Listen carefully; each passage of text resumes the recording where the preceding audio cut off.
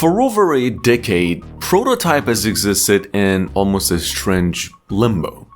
Not quite forgotten, never truly alive, really. A franchise is what it is that's remembered in flashes.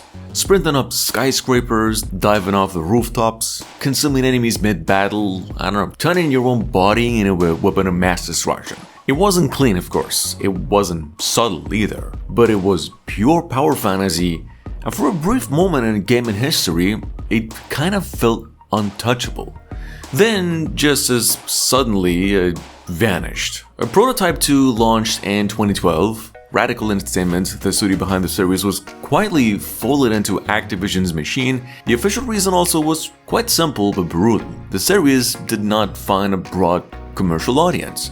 That sentence effectively sealed Prototype and Amber. No sequel, no reboot, no closure, just silence. Until now, over the past year, whispers of a Prototype revival has started to resurface, not loud enough to be marketing though, but persistent enough to be noticed. And unlike the countless fake leaks that came before it, this time the rumors kinda carry a bit of weight. Not because of, screenshots or promises, but because of where the information came from and what else it got right. So for those of you who missed it, this spark came from a new deleted Reddit post who claimed to have participated in a survey connected to Activision. Not a playtest, not early access, a study group, one of those quiet behind-the-scenes processes publishers use to test ideas, long before the public ever hears a word. And according to it, the survey outlined features planned for upcoming games, including elements that immediately rang alarm bells for Prototype fans. A return to New York City, shape-shifting mechanics, identity mimicry for infiltration, and most importantly, Alex Mercer. So at first, of course, it sounded like classic fanbait, too perfect, too nostalgic, too specific, but then something interesting actually happened. The same post also included details about Call of Duty Black Ops 7 that at the time seemed implausible. Months later, those details were officially confirmed. Suddenly the Prototype rumor wasn't just another internet ghost story, it was actually attached to information that had proven accurate. And then the post disappeared. Which in this specific industry tends to mean only one thing: someone noticed. So if you're in the dark, Prototype without Alex Mercer is like Metal Gear without Snake or Halo without Master Chief. Prototype 2 tried something bold by running Mercer into the antagonist and introducing James Heller as the new lead. While the sequel refined combat and movement, it kind of fractured the fanbase. Mercer wasn't just a character, it was the idea of Prototype, a walking bioweapon struggling between godhood and identity. So the rumor that Mercer could return as a protagonist is significant, not just for nostalgia but also for storytelling potential.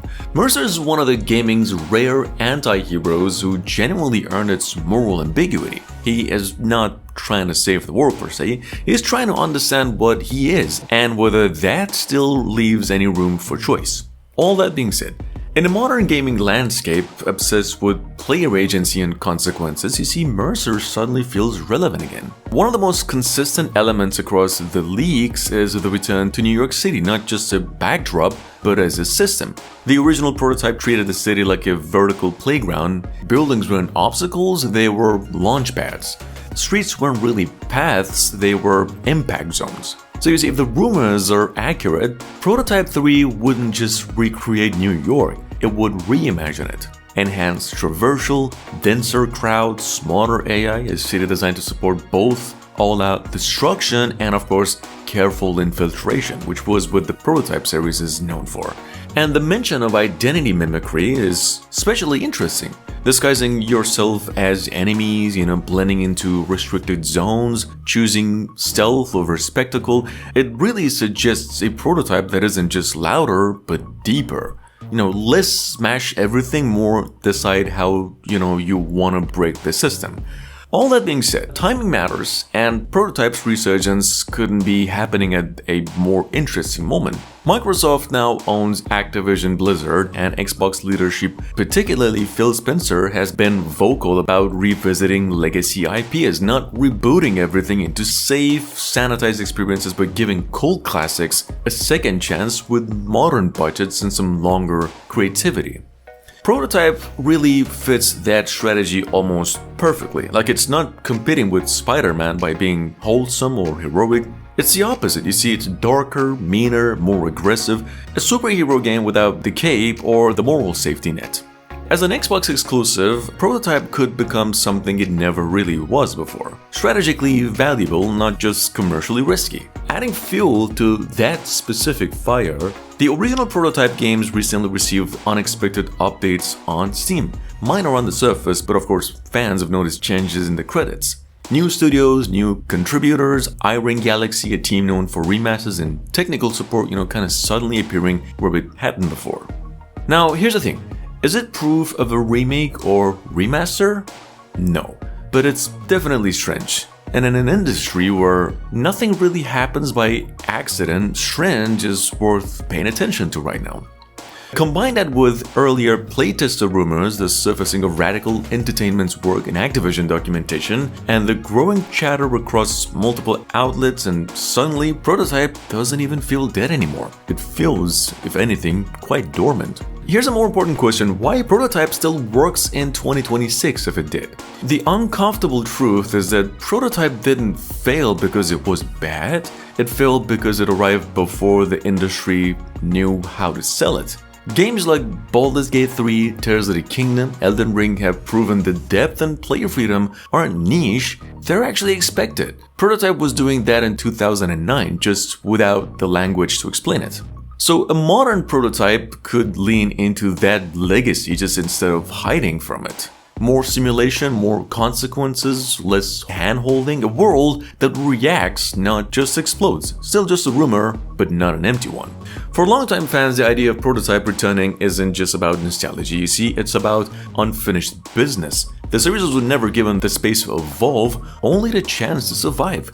In today's landscape where players value freedom, consequence, and systems that collide in unpredictable ways, Prototype suddenly feels like a relic and more like a missing link. Alex Mercer's story was never really truly resolved, and neither was the fantasy of being something terrifyingly powerful in a world that reacts to what you do. If this revival is real, it doesn't need to chase trends really. We think it only needs to remember what made Prototype feel dangerous in the first place and let it breathe. To be clear, there was no official confirmation, no trailer, no logo reveal or anything, no stage moment, and Prototype fans, if you're one, should definitely keep their expectations grounded.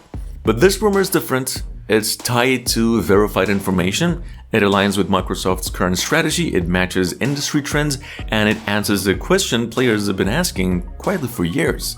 What happened to the games that let us feel truly unstoppable? If Prototype 3 exists, if it's really happening, it's not just gonna be a sequel, it'll be a second chance for the franchise, for Alex Mercer, and for a kind of unapologetic, high-speed, power-drunk game design the modern gaming could honestly just use more of. All that being said, however, until Activision or Xbox breaks the silence, all we can do right now is wait.